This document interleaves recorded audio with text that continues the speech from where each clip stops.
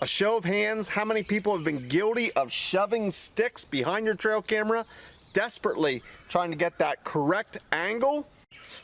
Guilty. I think anybody that has ever operated a trail camera has shoved sticks behind it at one point or another, trying to get that oriented correctly. Well, today I'm going to introduce you to something that I've been using. Cost $1.25. It's going to eliminate the hassle of the sticks. It's going to help you get that perfect trail camera picture every time. Well, today I'm introducing the LINCO mini ball head. I am in no way sponsored or connected with this company. It's just simply a product that I found about 6 months ago, maybe a year ago, and I've been using it with my trail cameras and I've been impressed.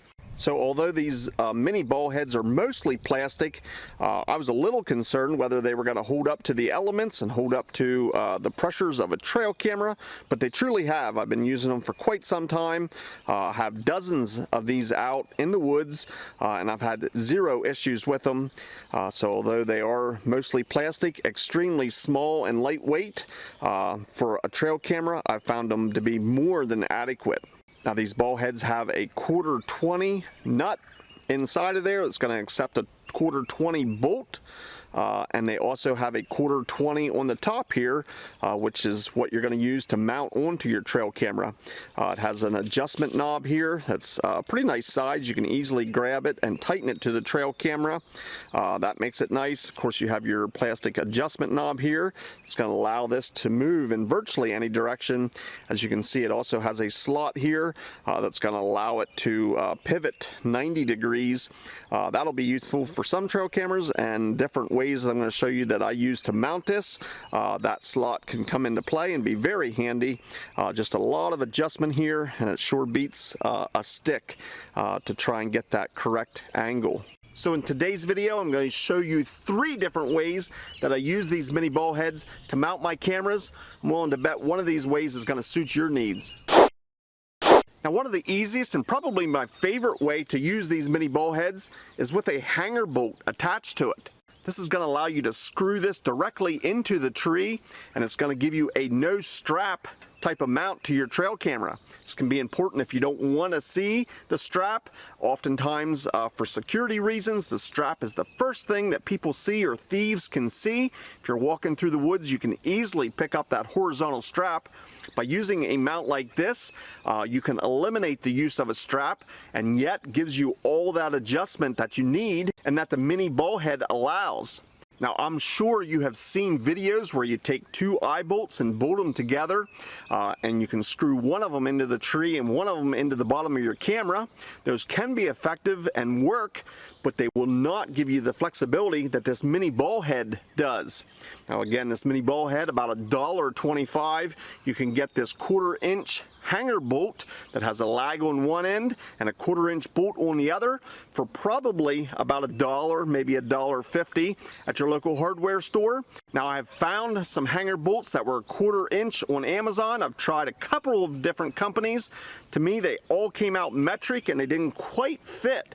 If you get a 1/4-inch bolt or a 1/4-inch hanger bolt, it will fit into this mini ball head, but you do have to watch some of the hanger bolts that you order on Amazon. I'm convinced some of them are metric and not truly a 1/4-inch. Now, these hanger bolts, of course, that have this lag on one end and a 1/4-inch bolt on the other, come in various lengths. I've personally found 3 or 4-inch is best. That allows you plenty of grip to lag it into the tree. So if you're going to look for a 1/4-inch hanger bolt, look for either a 3 or 4-inch bolt. Now, one tip that I found helpful when using this hanger bolt, of course you have your lag on one end and the 1/4-inch bolt on the other. You want to use a stopper nut. I simply screw on a nut here, and I actually will use a washer to put on there, a flat washer. That's going to allow me, when I screw it into the bottom of the mini ball head, to not go too deep. This allows me to adjustment. If you go in too deep, you're actually going to interfere with this plastic ball. It's going to hit the bottom of it and you won't be able to move that. So you want to be able to stop that and adjust the amount that you screw inside of it. Now maybe you don't want to screw a lag into a tree, or maybe you don't have permission, or you're on public land and you cannot screw anything into the tree. Well, this next option is going to eliminate the need of screwing this lag bolt into the tree. In fact, I simply mounted the mini ball head onto a metal base, and I can use the strap to strap this base to the tree and have my mini ball head and all the adjustment I want.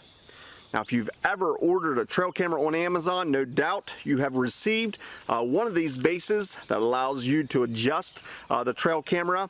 I have found, and many other people have found them to be absolutely junk. They do not hold their position. They end up bending or breaking. The knobs break off.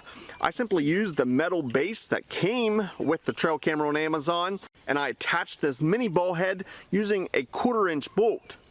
Now, it is a rather short 1/4-inch bolt around the farm here. Usually about 3/4 of an inch or an inch bolt is as small as I have, so I simply cut it off to about a 1/4 inch long to allow me to mount this mini ball head to this metal base. Once I have the mini ball head attached to the base, I simply use 2 zip ties to fit through the existing holes on this base. With the zip ties attached, I cut off the excess and then feed my strap that came with the trail camera through the zip ties. The zip ties are going to hold that in place and allow you to securely mount this base to the tree. So maybe you're looking to conceal your trail camera on public land. You can mount this way up high and use this mini ball head to get the correct angle to point it back down to where you want to monitor the trails.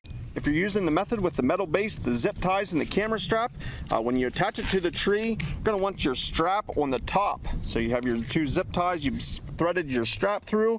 You simply want that on top. You can then tighten down the strap. That's going to keep your trail camera's obviously going to put down pressure on it, but with the strap going on the top half of this mount, if you would have it down here, the top could pull away from the tree.